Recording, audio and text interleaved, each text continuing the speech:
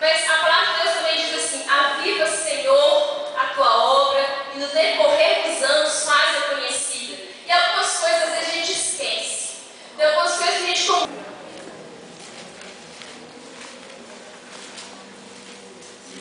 Eu vou ler de 1 a 4.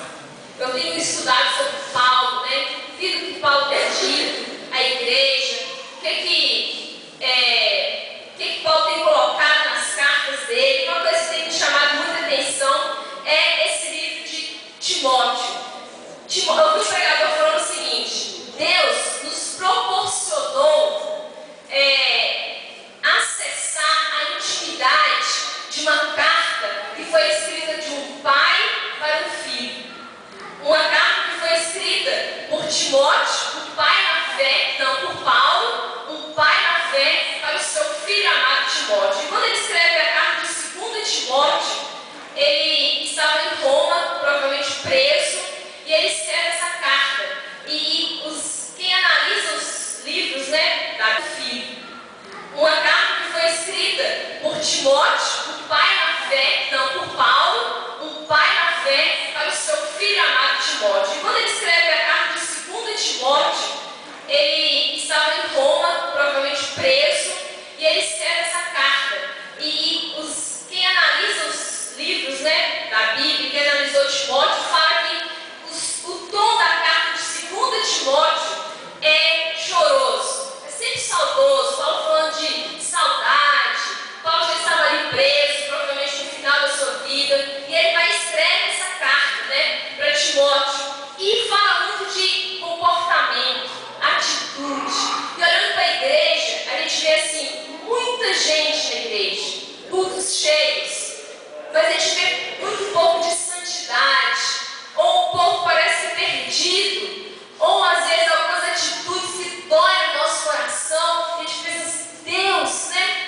Cadê Jesus? Cadê aquilo que a Bíblia diz e eu gosto de fazer? Né? Eu não gosto de cobrar de ninguém, eu faço para o Senhor, por amor a Ele, e se as pessoas quiserem achar legal, pode fazer, né? Pode seguir, mas eu gosto de primeiro eu fazer, para eu ser exemplo, para eu viver Jesus. E uma das coisas que eu sempre trago no meu coração: eu não quero ser um crente normal. O crente normal passa pela vida e não faz diferença nenhuma por onde ela está. Nós somos chamados a sermos diferentes. E se a gente lê a carta que Paulo, um pai, está falando para o seu filho, ele fala de atitude, de comportamento, como que a gente deve ser, como que a gente deve agir. Se você precisa de um manual de vida, de instrução, leia as cartas que Paulo escreveu para Timóteo. A gente vai ver muito isso. Essas palavras de Paulo: sela, faça, né? E esse texto que eu escolhi fala assim, ó: tu, pois, filho meu, fortifica-te na graça que está em Cristo Jesus.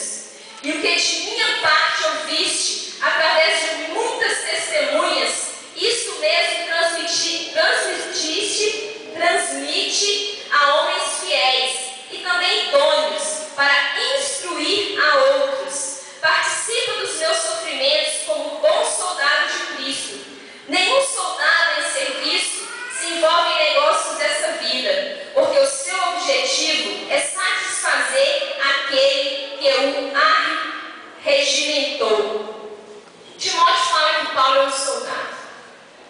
E é isso que eu queria trazer para nós nessa noite como estudo bíblico, né? Daquilo que Paulo está dizendo. Nós somos soldados.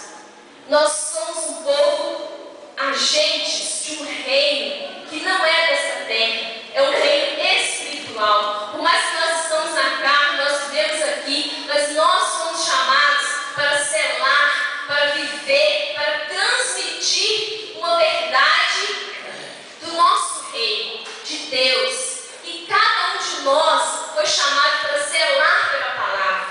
E não é de qualquer forma. Você sabe muito bem que quem está no exército, ou quem é um soldado, ele tem ordens a serem seguidas, tem disciplina que tem que ser feita, serem cumpridas, tem atitudes e comportamentos tais como respeito à autoridade,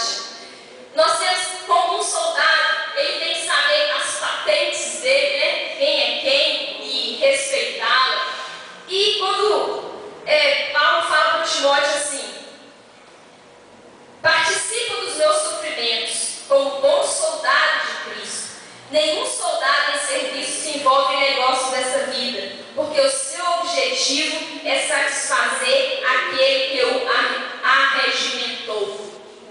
Deus nos chamou, foi Ele que nos arregimentou, palavra difícil.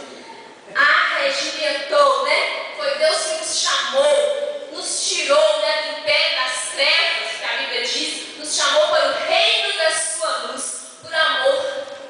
E o que eu e você então podemos fazer por aquele que fez isso por nós?